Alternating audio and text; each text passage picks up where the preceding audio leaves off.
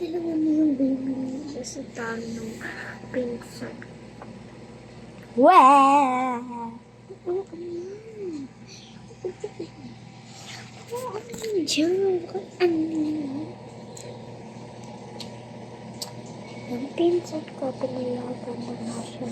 Pumasok ng lalaki sila sa CR ng mama. Sabay pa sila mali.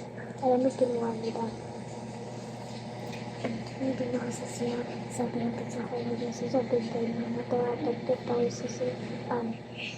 Yung lalaki. Yung babae. Sinibig. Ano sa pinapagsabi mo dyan?